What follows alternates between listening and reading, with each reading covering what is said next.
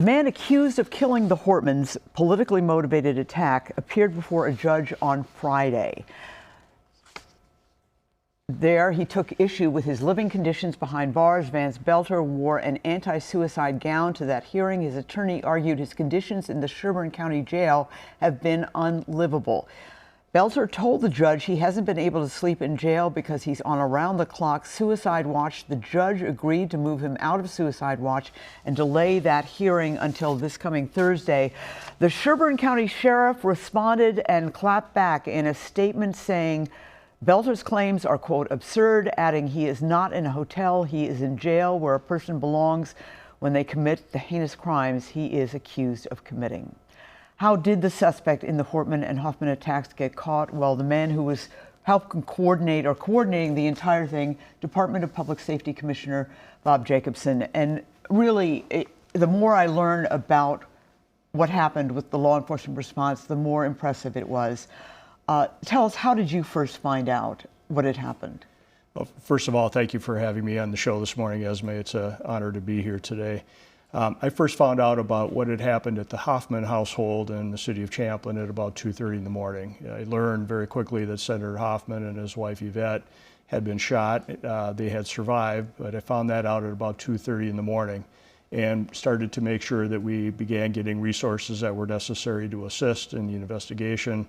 With that, as I was speaking to the police chief from the city of Champlin, as I was speaking with him, he told me that a similar attack had occurred in Brooklyn Park, and they believe that it involved the Hortman family.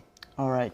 And from there, you all went to the new operations center in Blaine, which hasn't even been, formally opened, but you went there. It's a new operations center that, ironically, Melissa Hortman, as speaker in 2023, helped get the funding for. And how many people did you have in that center, and how many agencies were you coordinating with? So we opened up that emergency operations center probably by about 6:30 in the morning. As we learned more about the Hortmans and that homicide, we again began to gather more resources. Investigators began gathering immediately, so we didn't wait until the opening of the State Emergency Operations Center. But that brand new facility, again, which we had never operated out of, was the first visit by the governor to that location. We had it up and running, coordinating resources, working with other law enforcement agencies.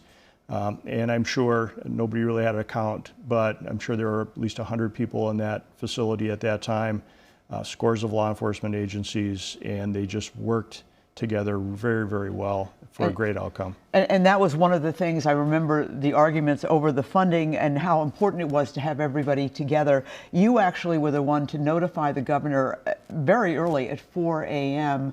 What did you communicate to him? So working through the governor's office and with the governor, we made sure that he was aware that something very serious had occurred, that there had been an attack on legislators, that we were still looking for a suspect. And again, with the governor, he also had a very personal relationship with Melissa Hortman and that family, and with the Hoffmans. And so as you deliver that message, you have to deliver it with being straightforward and direct, but also remembering that people that are involved in this investigation, that are helping to lead it, also have just suffered a very terrible loss. And you, of course, have been in law enforcement for 33 years. One of the things that is so striking is it seems you were able to notify just about every police department in the state really within hours. How is that possible, and how long have you been able to do that? Because I didn't know you could do it, and that certainly helped in the investigation. Thank you. Yes, I'm very proud of law enforcement response on this. And again, very important for legislators and law enforcement to work together. And in this case, we wanted to make sure that law enforcement were connecting with their local legislators. We didn't know how far and wide this attack may have been planned out, still very early in the investigation.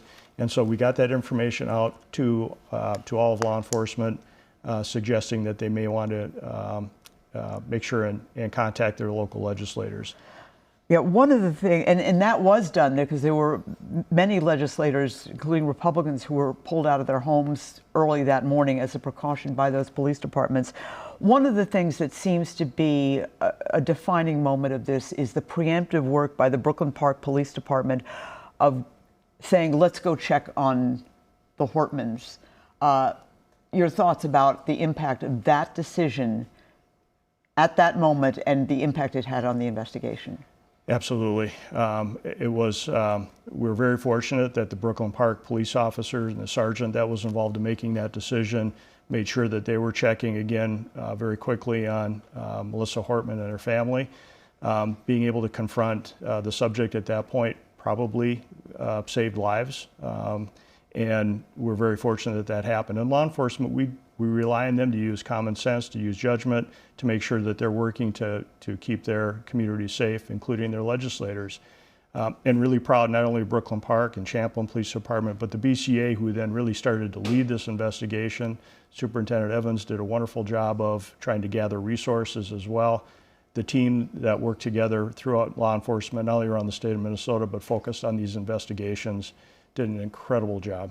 All right, and I should say Speaker Emerita Hortman also was behind the funding that was approved this year for a new BCA headquarters, that's under your watch, and also for a new State Patrol headquarters, also under your watch, and an extraordinary effort by her, but an extraordinary effort by law enforcement. We're so grateful.